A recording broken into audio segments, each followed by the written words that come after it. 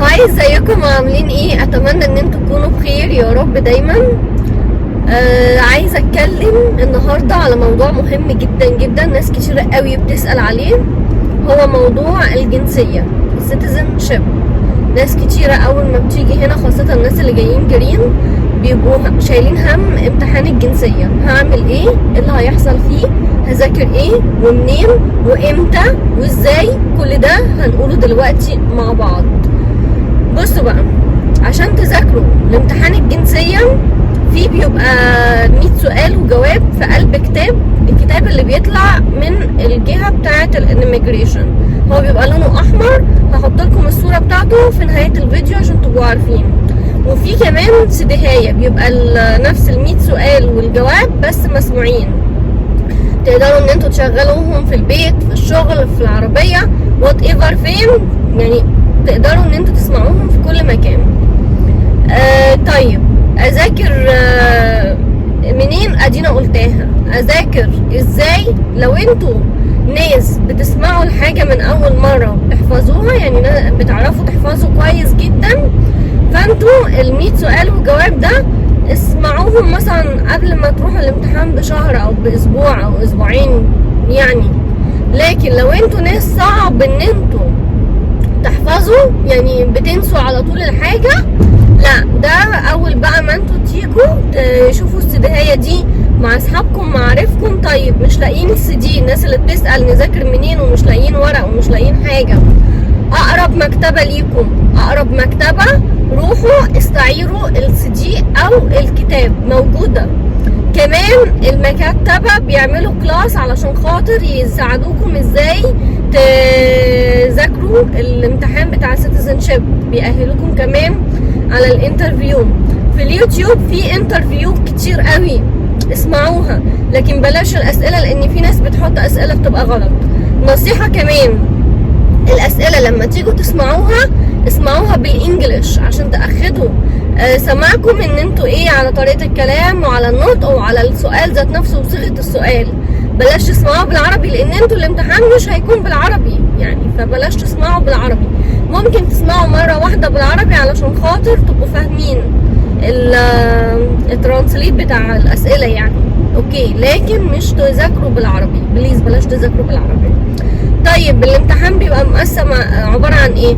بيبقى مقسم عبارة عن أربع مراحل. أول مرحلة بتبقى الابليكيشن بتاعكم، لازم برضو تذاكروه كويس جدا. الابليكيشن ده بياناتكم اللي انتوا بتملوها، اللي رحتوا فين خلال الوقت اللي انتوا قعدتوا في امريكا، طلعتوا بره البلد قد ايه، فين إيه وامتى، والكلام ده كله. اشتغلتوا ايه، فيلتوا ضرايب ازاي، الكلام ده كله بياناتكم لازم تذاكروها قوي. طيب انا قدمت والله على الجنسية ونسيت، اعملوا برنت للابليكيشن ويذاكروه قبل ما تروحوا الانترفيو. حاجة مهمة جدا، حاجة مهمة جدا. يبقى كده الاسئلة ال100 سؤال، الابليكيشن بتاعكم اللي انتوا بتقدموه، اسئلة الياس والنو. اسئلة الياس والنو، اسئلة الياس والنو دي بتبقى برضو موجودة في الكتاب، او بتبقى موجودة في الابليكيشن. دي بتبقى عبارة عن اسئلة انتوا بتجاوبوا عليها بيس او نو. زي مثلا هتقدم الولاء لامريكا، ما انت مقدم على الجنسية ما قدامكش حل تاني، طبعا هتقول يس.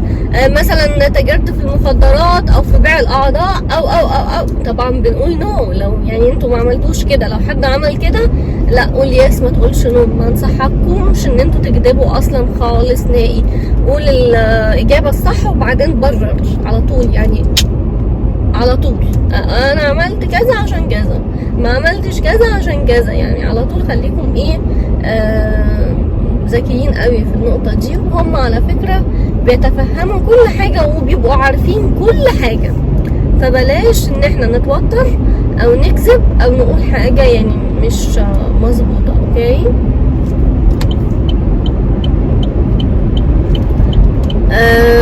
يبقى احنا كده قلنا اسئله اليس والنو، قلنا الابليكيشن، قلنا ال100 سؤال. في امتحان الكتابه والقراءه، ده بيبقى موجود في اخر ورقتين في قلب الكتاب. تقدروا ان انتوا تذاكروهم كويس جدا. وهي جمل بسيطة قوي وسهلة مش صعبة وكلمات، فدي انتوا تذاكروها كويس جدا جدا، لان هو بيديكم جملة تقروها وجملة تانية تكتبوها. هو ده كل الانترفيو، هو ده كل الانترفيو. 100 سؤال، الابليكيشن، اليس والنو، الكتابة والقراية، ده عبارة عن الانترفيو. طيب الناس اللي بتسأل بقى لازم الاوفيسر يبقى يحس ان انا بتكلم انجلش كويس، لازم الاكسنت بتاعتي مش عارفة ايه؟ لا خالص نهائي. هو لازم يحس ان انت فاهم الكلام اللي بيتقال، الحوار. حتى لو انت مش عارف تتكلم توصل له المعلومة بشكل صحيح، بس هو يبقى فاهم ان انت عارف توصل له حاجة. يعني مش هو انت مش فاهم مش قاعد قدامه بتهته، لا، لو كده هتسقطوا.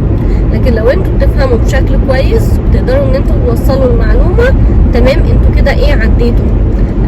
ناس كتيرة قوي من الاوفيسر بجد بجد حقيقي بيساعدوا، هما مش قاعدين يتربطوا لكم عشان خاطر يسقطوكم او ما يدوكمش، لا بالعكس خالص. هما مهمتهم ان هو يديك الجنسية بس يشعر ان انت تستحقها، يعني يشعر ان انت فعلا اهل ان انت تاخد الجنسية. اوكي. لو في اي سؤال هناك تسأله للاوفيسر عادي. الناس اللي عايزة تغير اسمها او لاست نيم بتقول للاوفيسر عادي وقتها انا عايز اغير، فعلا بتبقي كاتبة الاسم الجديد وبيكتبهولك بعد كده، وبيخليكي تمضي ان ده السبيلنج بتاع الاسم اللي انت عايزاه. اوكي. تخلوا بالكم قوي في الكتابة لما يكتب يكون حرفه مش مظبوط او حرفه غلط، فتركزوا قوي قبل ما تمضوا. اوكي. يبقى احنا كده بنعرف الميعاد بتاع الامتحان، بنروح. بالنسبة للناس اللي بتقولك انا البس فورمال او ملبس او كده، as you like، البسوا اللي انتوا عايزينه، بس اهم حاجة طبعا اللبس يبقى شيك ومهندم ونضيف. اوكي.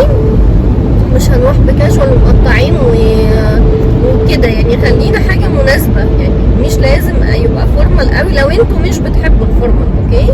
بلاش ان انتوا تخلوا موضوع اللبس ده يبقى عائق، لا عادي البسوا حاجة بسيطة وجميلة ونظيفة ومهندمة. اتس اوكي. ده كل حاجة.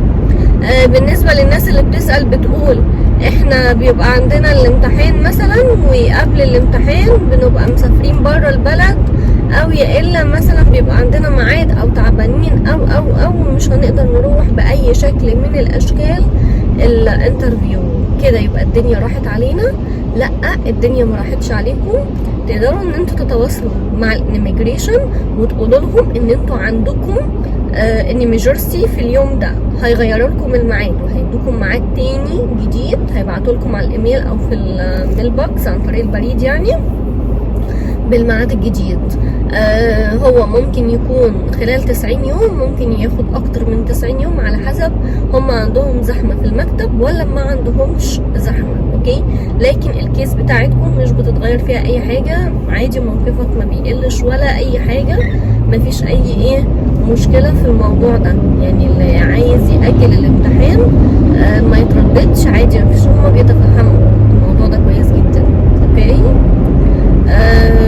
ده بالنسبة للناس اللي هي بتأجل الامتحان. بالنسبة للناس بقى اللي هي كبار السن يقدروا ان هم يقدموا على اعفاء من الامتحان. غالبا الناس اللي بتبقى فوق 70 سنة تقدر ان انت لو والدك او والدتك داخلين الامتحان وهم مش هيعرفوا يتكلموا كويس وهم ناس سنهم كبير، تقدروا ان انتوا تقدموا لهم على اعفاء من الامتحان عادي، مفيش مشكلة خالص. اوكي. اي ثينك ان انا كده غطيت كل الاسئله اللي هي جات لي. اتمنى بجد ان انتوا تستفيدوا من الفيديو ده، ولو في اي سؤال تاني بخصوص الموضوع ده اكتبوا لي في الكومنت تحت الفيديو، هقراه وهتواصل معاكم وهرد عليكم. ولو انتوا لسه ما عملتوش سبسكرايب في القناه اعملوا سبسكرايب واعملوا لايك علشان خاطر تدعموا المحتوى بتاعي. ودلوقتي اقول لكم باي باي، انتظروني في فيديوهات تانية كتير اتمنى ان هي تعجبكم. باي.